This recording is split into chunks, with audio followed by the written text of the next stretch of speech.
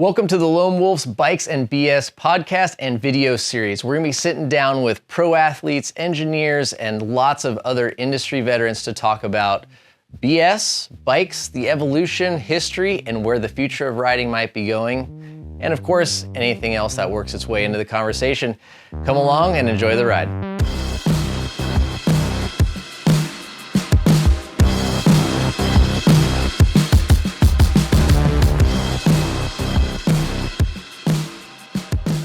All right, folks, here we are with what I think is going to be our first podcast, video cast, whatever it's going to be. I don't know. But Cody Kelley has been kind enough to stop by.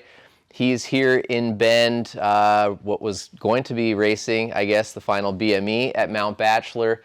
Unfortunately, some smoke and bad air caused the race to be canceled, but we decided to have you by anyways and talk bikes and bullshit. So, Cody, tell us a little bit about how you got started riding and like what really hooked you to being on two wheels.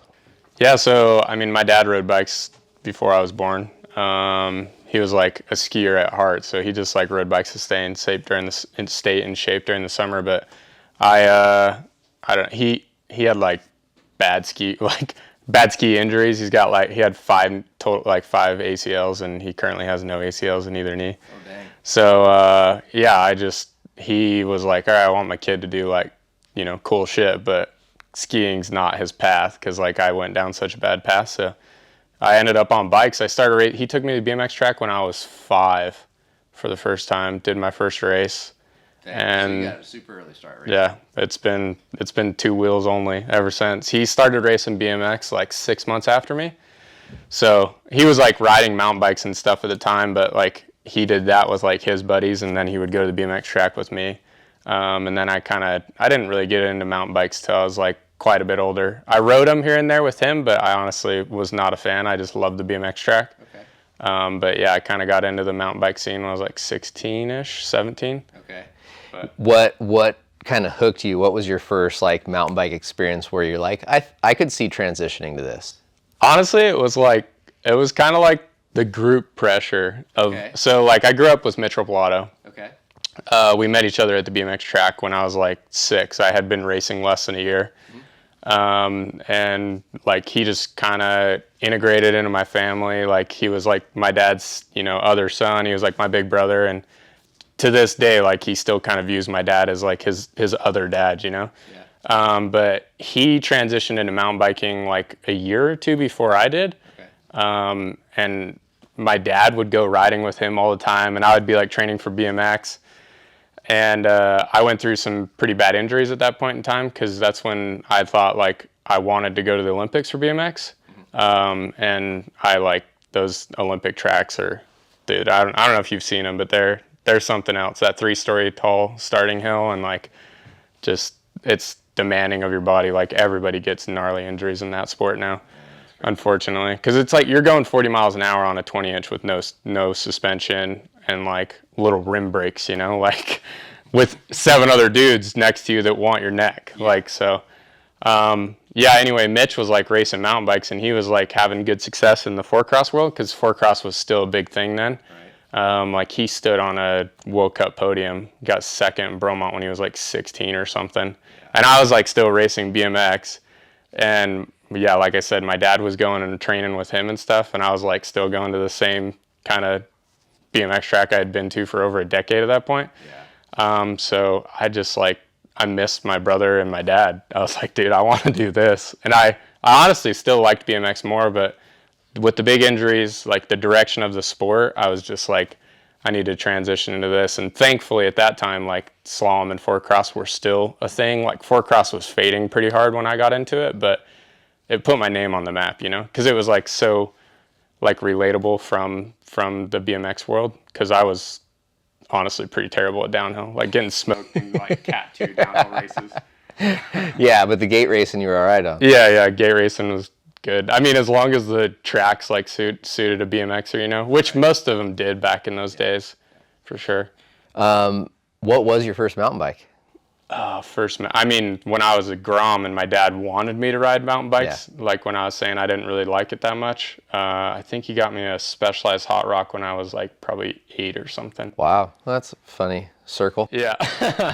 Yeah, like my career then started on a Specialized, you know, like they were kind of my first like quote unquote sponsor that backed my mountain biking career. Oh, that's cool. And then obviously parted ways for a few years, and now we're back.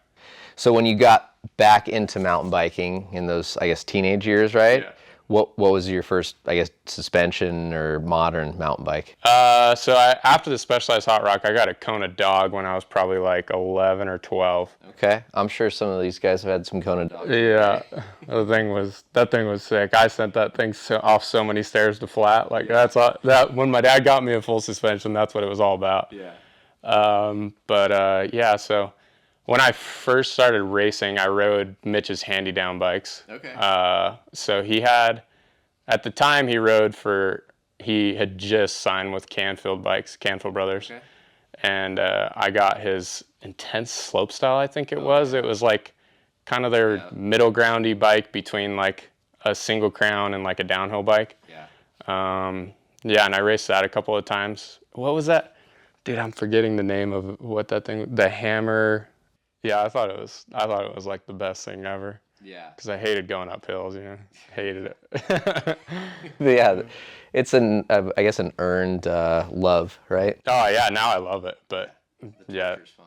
at 16, I definitely did not love it. No. It was terrible. So we've talked about your dad a little bit. Obviously, anyone who follows you on social media, you still actively ride with him, and he's still pulling some pretty sweet moves, right? Yeah. How old is your dad, and what's he like riding with him? He's 63 now. He's a hoot, dude. Like, I don't know. I always like kind of jokingly, but it's kind of serious too. Like, he's more of a hero in our hometown, like being Mitch and I's hometown, than we are. Really? Like, I can't tell you how many times, because like a lot of the summer we're out racing and we don't get to like ride our home like resorts or anything. And he's there like 5 days a week. So he's the local celebrity. Yeah. Yeah, like I'll roll up somewhere and they'll be like, "Oh, you're Old Dog's son." I'm like, because that's his nickname. That's what everybody calls him. I'm just like, dude. But Dude, that's yeah. funny. Yeah, he's a hoot, dude. He shreds like. Yeah. I mean, I've seen some of the videos, man. It's like pretty freaking. It's like an inspiration, I'm like, I'll be there pretty damn soon, as old as I'm getting. But I'm like, dude, 63, I could still be shredding some trails, right? If I'm anywhere near him when I'm 63, I'm gonna be stoked. Yeah. Yeah, and like I'm super close with Curtis Keene, and him and my dad have grown a relationship. Yeah. In recent times, because Curtis is my current team manager with Specialized. He's almost 63, I think, right? Oh man, I call him Grandpa, so yeah, he must be up there. But Curtis always jokingly, but seriously says like, I just want to be Old Dog when I'm that age. Yeah. Because he's over 20 years away. I'm like 35 years behind my dad. So Yeah. I'm like, I hope I have like this much of that. Like he's like. He did that big rock roll in Moab for his 60th birthday. That's the one I'm envisioning right now. Like as we're talking, I'm like, dude, that was burly. Yeah, so he did that at like 7 a.m. on his 60th birthday. Like that's what he wanted to do for his birthday. Yeah. And now he's like trying to think of crazy shit we can do, because when I turned 30, he turned 65. Oh wow. So like, and we're only like a month apart from each other. Oh yeah. On birthdays, so he wants to go do something wild. He really wants to go hit Crabapple because he's never hit it, but obviously Crabapple's not. His birthday's in March, so not open. But that's a tough one. I know, dude. My birthday's in December. Yeah. And I'm turning 40 this year. Mm-hmm. So I've been thinking like, man, dude, like I want to do something rad for my 40th, like go to Canada, do a bike park trip or something. But then you're just like, well, shit, it's December. Like I can't, and then it just feels weird to do something like 6 months before or 6 months after, because it's not really your birthday anymore. Sounds like you need to go to New Zealand. That's one place I have not been, dude. Yeah. Well, I've not been lots of places, but that's a place I really want to go and ride. You like it? Oh, it's pretty insane there. What's your favorite place that you've ever ridden? I mean, probably Whistler, but yeah. On the mountain or the surrounding trails? Just everything in general. Yeah, just like Whistler as a whole. Yeah. Like, I don't know, I've been there a couple times just for like training trips. and, you know, go smash out like a 2-hour pedal or something in the morning on like Blackcomb or like Alta Lake trails or whatever it may be. Yeah. And then, you know, do bike park, like eat some lunch, go do bike park laps. It's pretty hard to beat because the park's sick and the surrounding trails are insane. Yeah. So. How long have you been going to Whistler? I went with Mitch for the first time for Crankworks in like 2011 or 10. Okay. Yeah. It's been we might get flagged here, but do you think Whistler's beat? Beat? Bike park.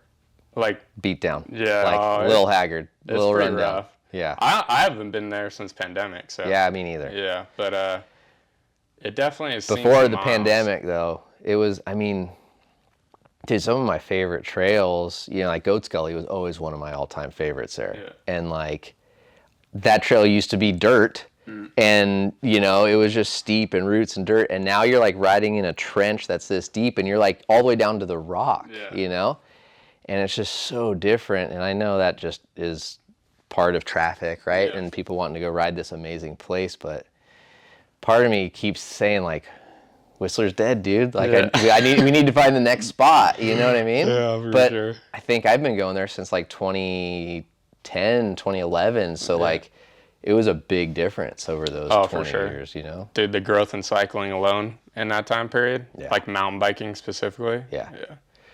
Do you see a lot of new riders in your local area? Oh, like through the pandemic, like we were on a huge upswing prior to it, but like through the pandemic, it's been absolutely insane. Yeah.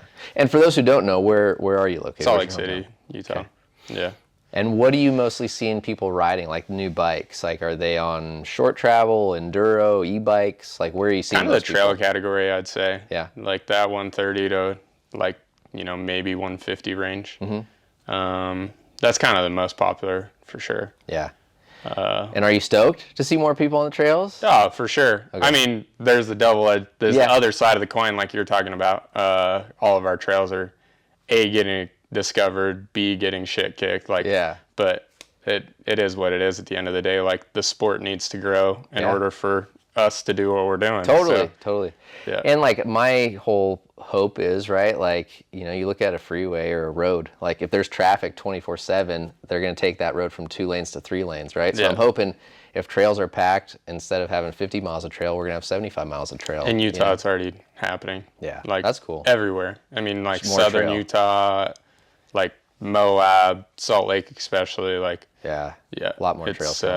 With the growth, like, you know, now there's all the city funding. Where before it was kind of like, I don't know, some sort of outside funding that was making it happen, or the trails were just like pirate and became legalized, or whatever it was. But what area do you think has the coolest like city or like kind of like integrated bike park trails? Not like lift access, but like trail center kind of things, or even like, I don't want to say pirate trails because we can't talk about those, but like the best trail building scene and trail access.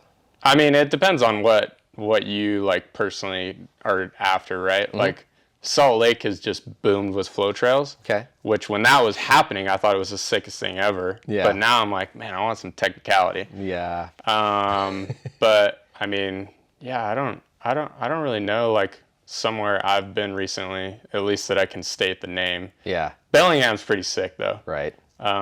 Like Galbraith is pretty insane that all of that is like public and like huge jumps, like Blue Still. Yeah. Like you go hit that in like the middle of a spin. That's pretty insane. Yeah.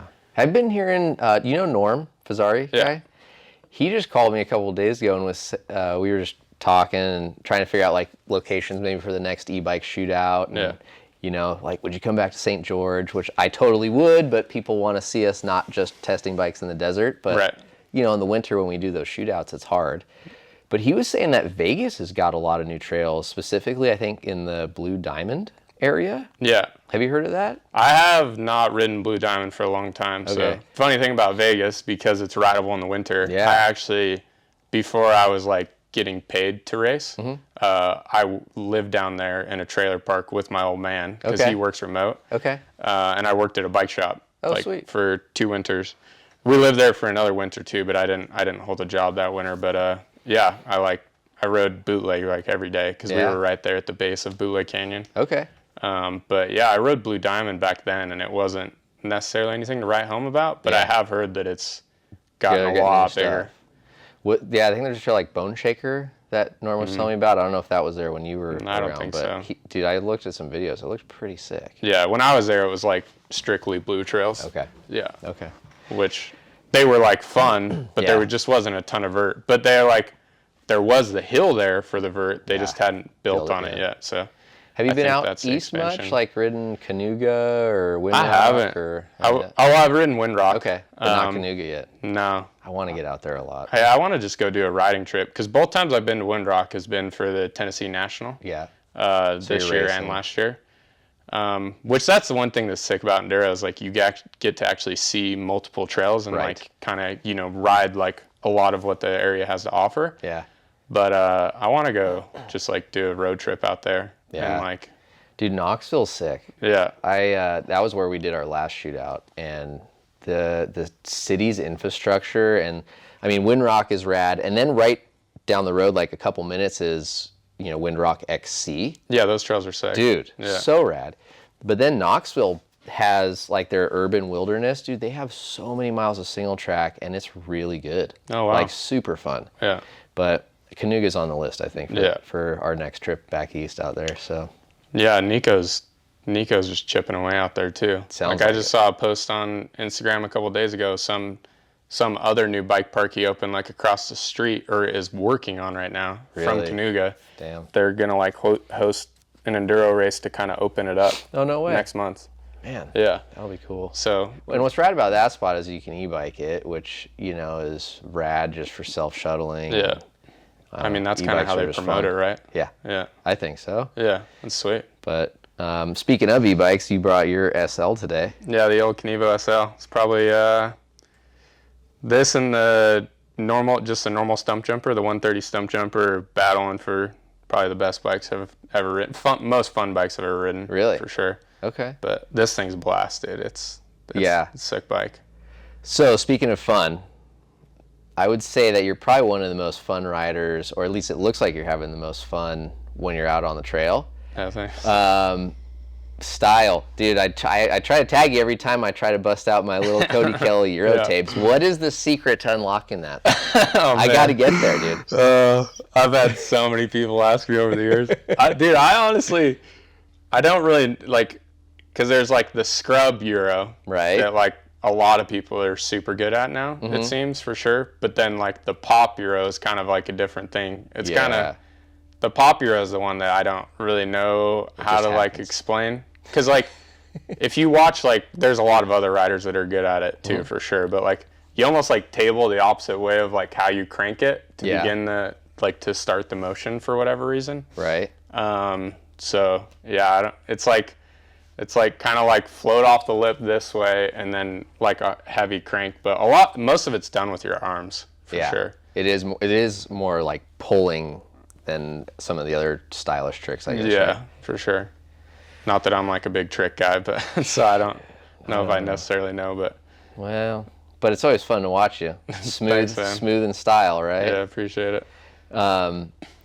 Now, as far as bike setup goes, do you spend like a lot of time tweaking on stuff, testing stuff? Like there's some racers and pro athletes who like, dude, I don't know, I just ride it, know? And then there's other people like Nico, right, that are just constantly tweaking and tuning on stuff. Where do you kind of fit?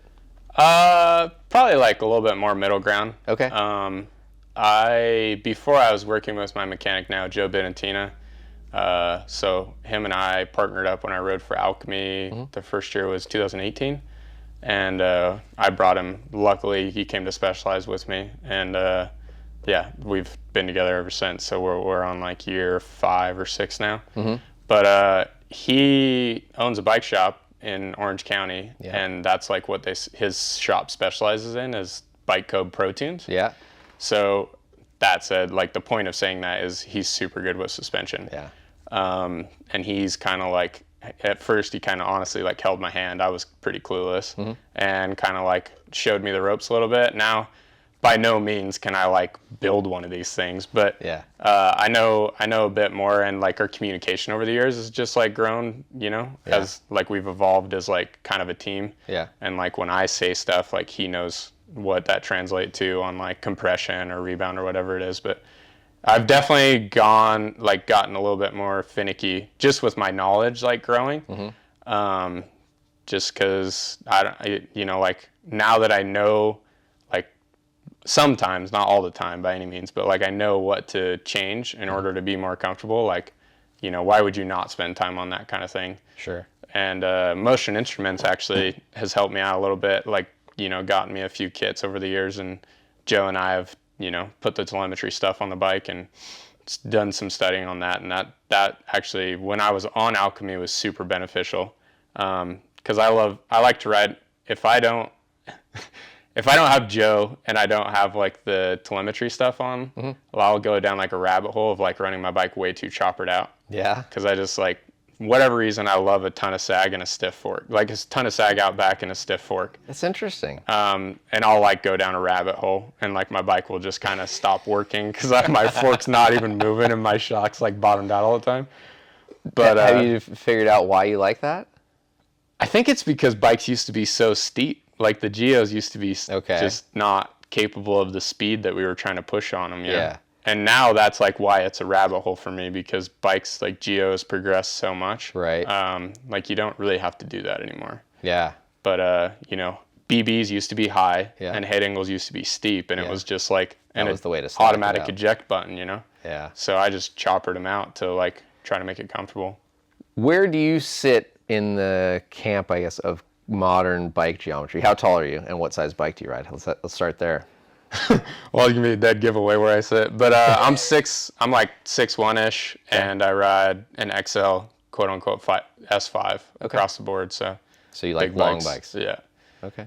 Yeah, like I feel like I get squarely on anything that has less than a 1300 mil wheelbase at this point. Yeah. Okay.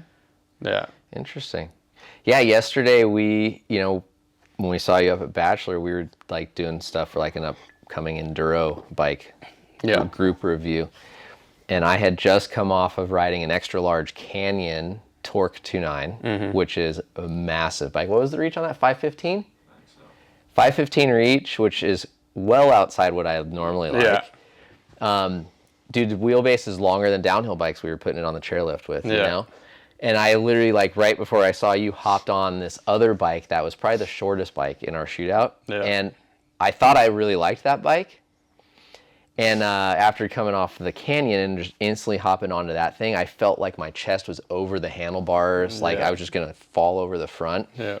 And, like, dropping into Rockfall, like, after we saw you, I was just like, oh, my gosh, dude. Like, it was scary. And I was like, I don't think I'm ready to go to 500 mil reach yet, you know? But, like, I'm like, okay, maybe, like, this zone of where I thought I always wanted to be is growing. But then I also thought about, like, a lot of the times when I talk about, like, 475 to 480 reach, I'm talking about e-bikes. And e-bikes, I think, have more stability, inherently because of the weight, right? So, yeah, man, I actually was like last night, like as I was going to bed, just thinking about that whole experience. And I was like, all right, so maybe e-bikes 475 to 480, and then like pedal bikes, I could do 485 to 490, Yeah.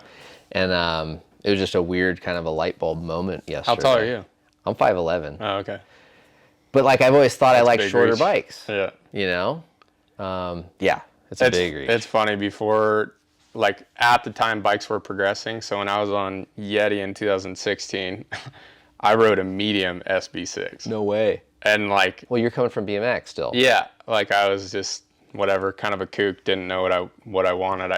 I feel like now, like looking back, and the next year, like they convinced me to go to a large, and then I rode an XL towards the end of the year. Like I didn't ever race one, but like I rode around our mechanics with that team, and I was like, man, this bike feels sick. And then the following year I rode for Alchemy, and I've only ridden XLs ever since then. Crazy. Huh. But yeah, now I feel like 505 reach is like kind of the shortest I feel super comfortable and confident on. Okay.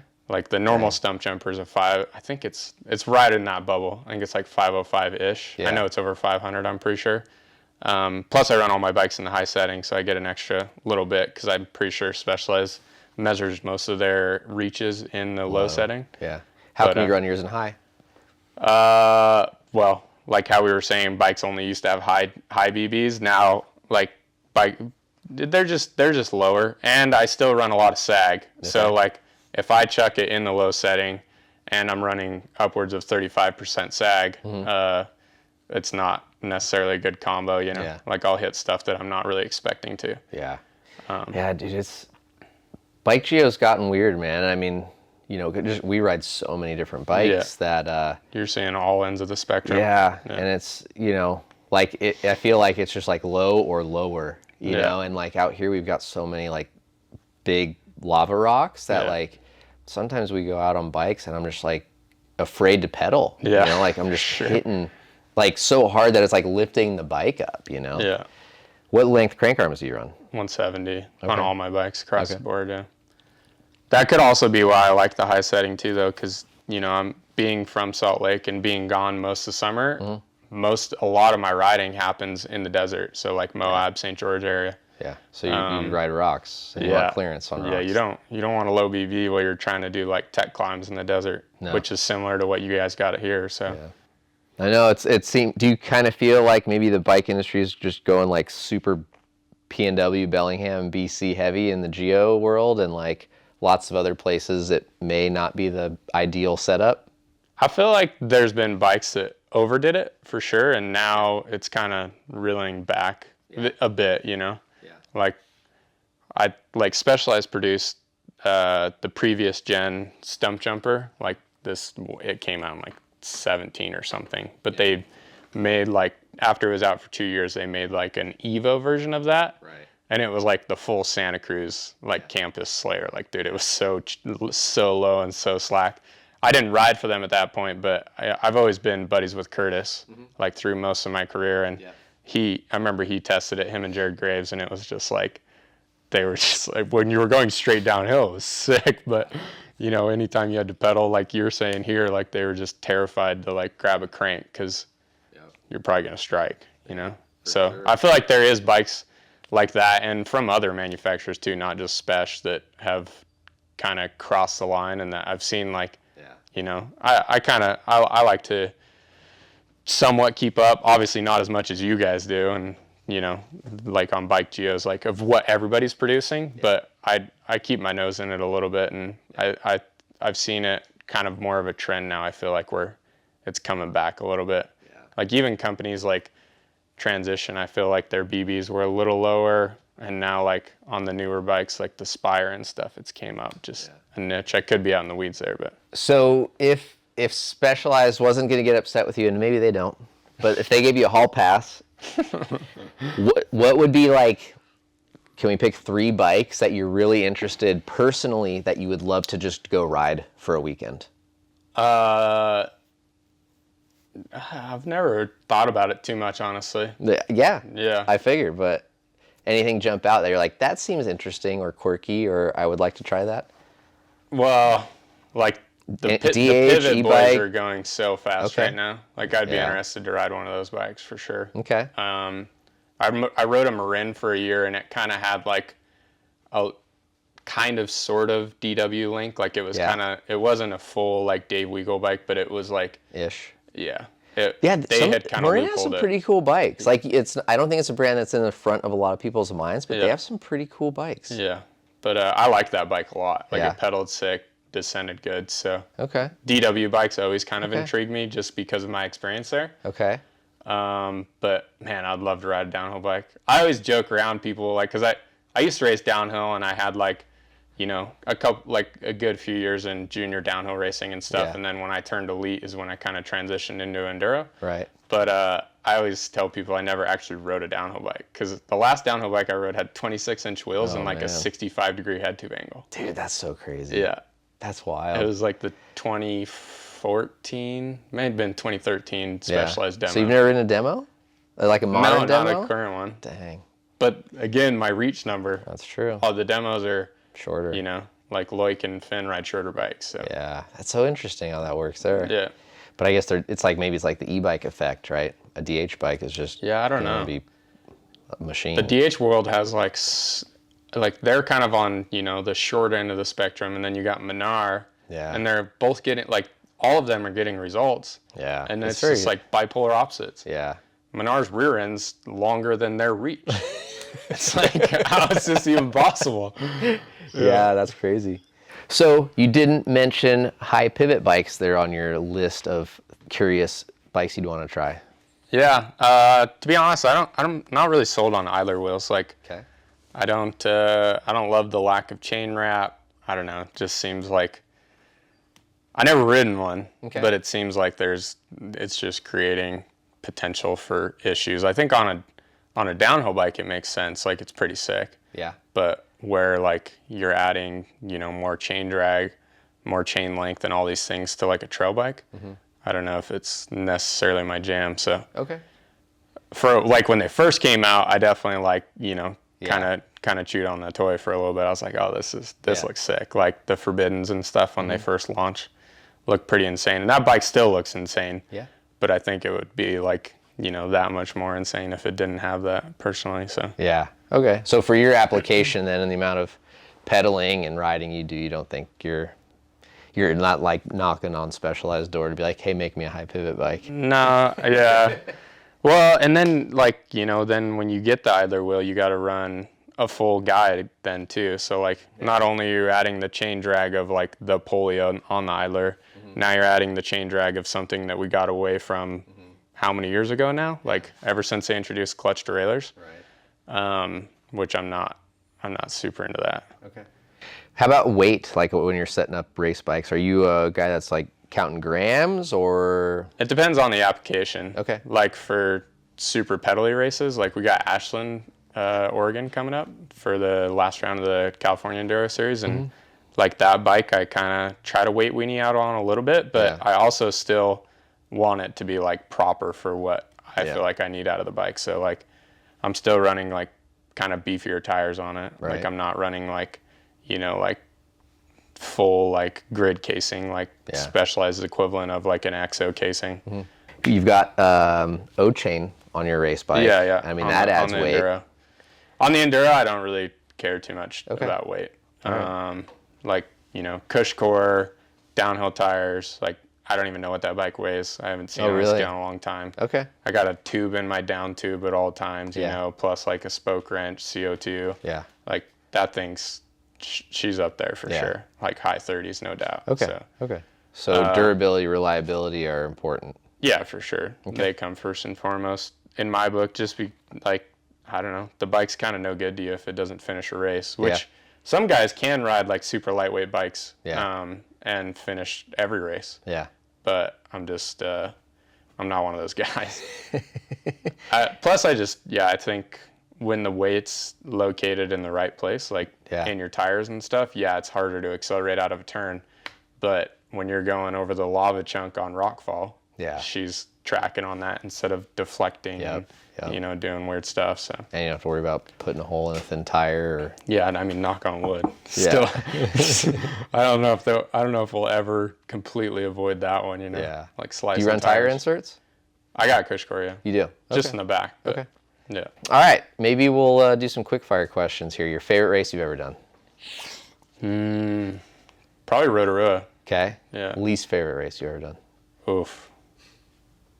The race looks sick this year. Yeah. But the first time we went, it was not so sick. The Austria-Slovenia EWS. Oh, really? Actually, there was some super sick tracks, but so I can't really say that. It was just a mega day. Like we transferred from like Austria over to Slovenia, raced back to Austria to finish the day, and then the next day we did the same thing. So I didn't like all the time just like pedaling aimlessly on a road, but I don't know, man. I just love racing. Like there's been races that I've had a sour taste in my mouth about, and then when I'm done and look back, I'm like, that was still pretty sick. Yeah, that's like cool. the Slovenia one. Yeah. Because we did do some sick tracks. All right. Okay. Did you race the Shepherd Mountain in Ironton? Yeah. What did you think of that mountain? I race like garbage there. I don't know why. I go so slow there. But the trails are actually sick. They're proper. They're gnarly, huh? Yeah. You guys rode there? Yeah. We rode there when we were driving back from Tennessee. Yeah. We rode and stopped on e-bikes, and dude. Chunky. Yeah, man. Did you ride Cannonball? That's what it is. Yes. Right? Yeah. We rode almost everything there, because we were on e-bikes. Yeah. And we were in and out, but yeah, Sour Patch put a hole in a wheel as he usually does, or a tire, I think. Was that me? Yeah, that was Oh, you shit. on the track. Nah, that was probably him. It ain't hard to do there. Yeah. That place is chunky. That was gnarly, man. I remember our first run down. I don't remember the trail, but it was the one that kind of ended in kind of flat, not super fun rock, and all of a sudden you just round a corner, and then there's the cannonball kicker. Cannonball trail. Yeah. And I was like, all right, I know that was my first trail or my first run down this trail, and it was blind, but I don't see how I'm going to have the speed for that. Yeah. I was like, all of a sudden you're just out of these chunky, sharp corners and flat turns with rocks, and then you're there's a 15, 20 foot gap right there, or whatever it is, but it was awesome. You end up getting it though, the gap?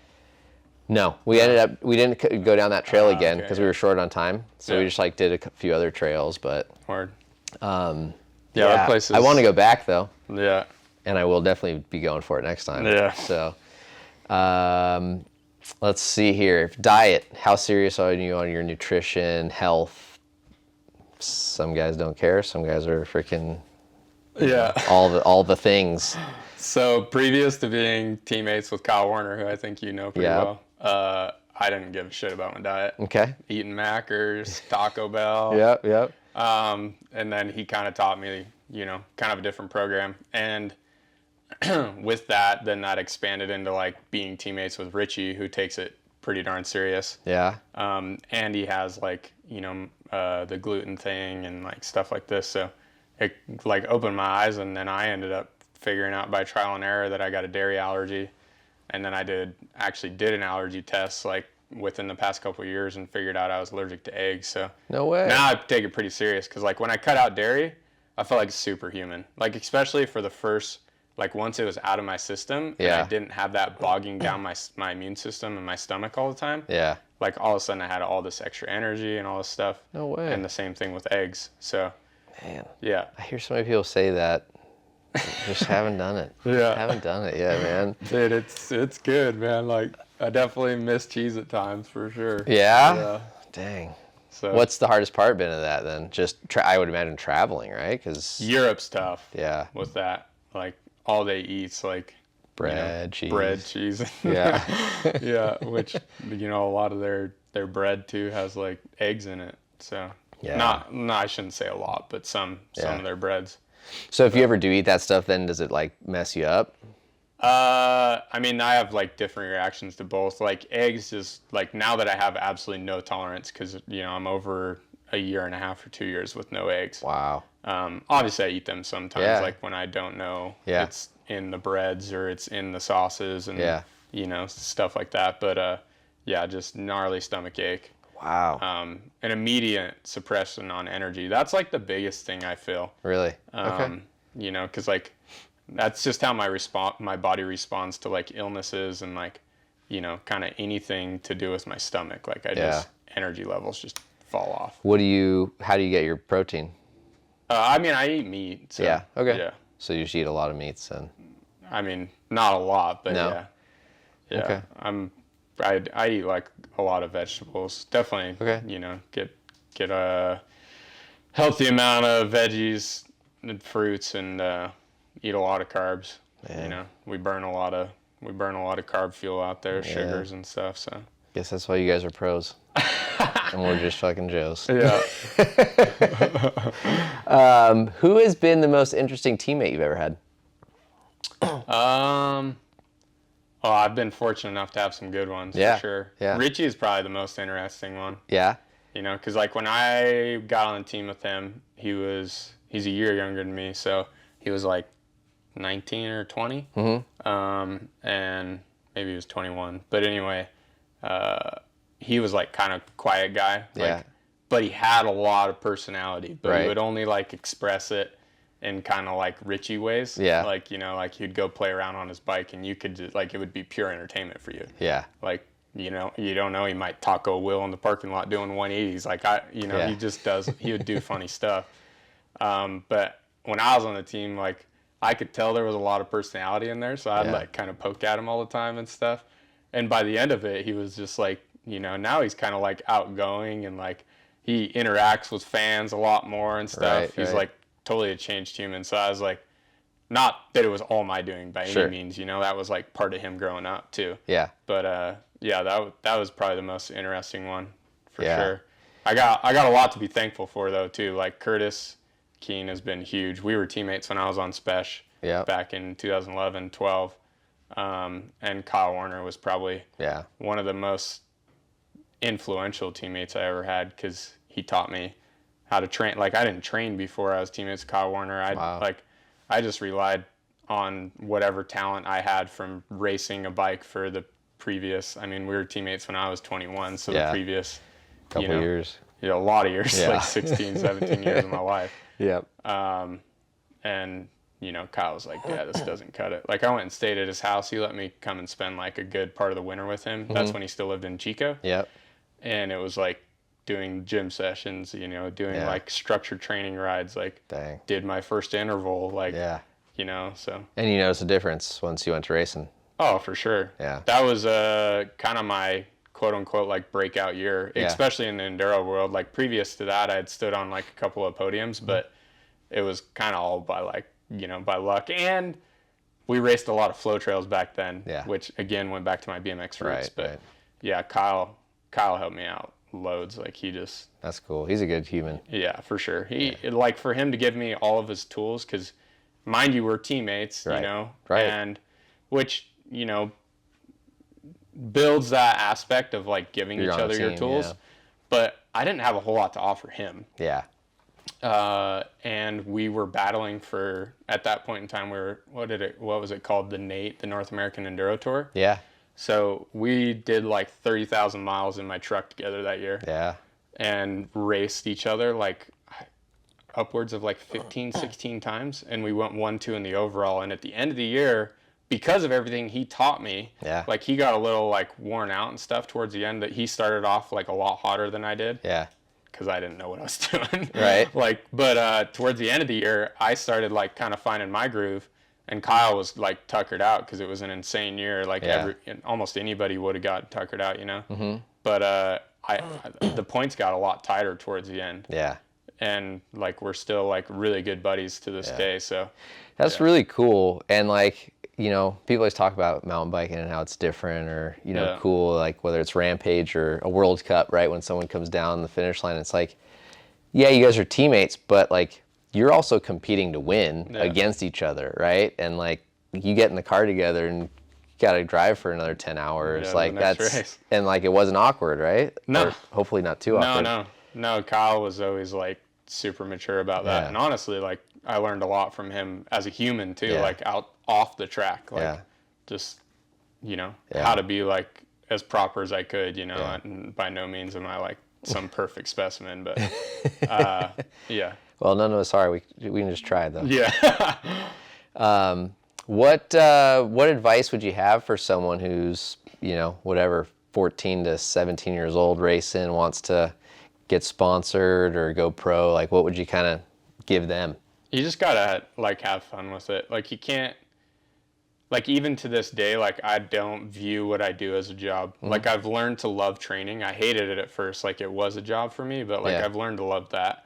Like, you know, the social side, like all of these things, like you gotta enjoy it, because it shows itself in your riding, on your social, when you're talking with people, because like what we do is, as you know, is all about relationship. Like, you know, meeting the right people, hitting it off with those people that like translate into, you know, you getting more bikes to test than like somebody else. And for me, it translates into, you know, contracts and you know, then like I meet somebody in specialized marketing, or, you know, that translates into doing video projects and stuff. So relationships are important. And I mean, it stems from your personality too. Like, and it's totally easy to read if someone isn't actually loving what they're doing, you know?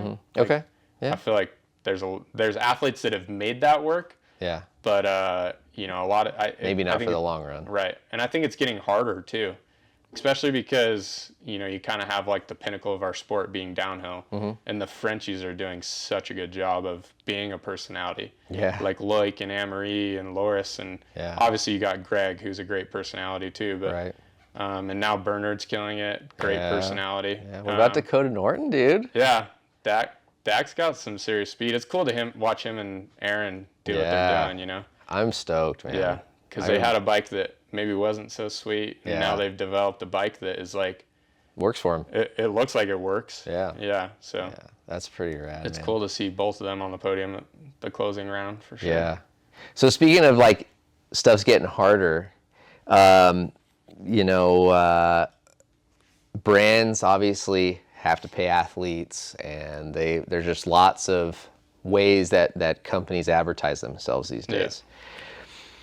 And I know influencers are becoming more prevalent and more common. And I always wonder, like, some athletes, I think, kind of get rubbed the wrong way by these influencers, and then others embrace it and understand. And then there's still others who kind of walk the line of doing both, right? What are your thoughts on like these like influencer guys and where they're going and how companies are using them as tools to sell bikes and products? Yeah, I mean, I don't know, like what we were talking about a long time ago now in this chat, like as the sport grows, you're going to have more people that find their little niche to like do it for a living, you know, which I think's rad. Like I got buddies, being Kyle Warner, who transitioned from, you know, a race career into the influence career. Right. And, you know, I did, hung out with that, Sebastian, the normal mountain biker guy on Instagram. Okay. For a week and change. This year too. And, you know, he's like purely founded from like influencing and, hopefully it develops into something sick for him down the road. Like he's still kind of, you know, fresh to the scene and stuff. But, you know, like, I don't know, like the fact that, you know, guys that, back in the 90s, it was only like your race results, you know, and like now there's like, which there was personalities back then too, like Cedric and Sean Palmer, but they also had results. Like they backed it up. So it's cool. Like it definitely, there's a lot of fish in the sea now. But as more fish get added, you can also like, you know, with the personality and like with having fun and like that being contagious and, you know, like when you're getting good race results, because now there's so many people racing and, you know, when you do good on like a social post or something, now there's so many competitors, like it kind of separates, you know, yourself from everybody else because there's so many fish. Like if you can do something that stands out, I think it almost means more to companies in a way, potentially. Right on, man. Well, I appreciate you coming by. It was fun chatting with you. For sure. It was good seeing me. you up on the mountain too, and I'm bummed you didn't get to race. And bummed for sure. I guess it's next time, right? Yeah. So hopefully next year. Yeah. Good luck with the rest of the year. Appreciate it. Look forward to seeing you, and I'm gonna keep tagging you as I try my old man Steve's jumps here and replicate the Cody Kelley Euro. If you guys haven't done that, make sure you check them out. But thank you guys again for watching. We appreciate. Ask any questions you have for Cody, and also let us know who else you'd like to see us interview and chat with in a future episode of Bikes and Bullshit. Take it easy, and we'll see you on the trails. See you, folks.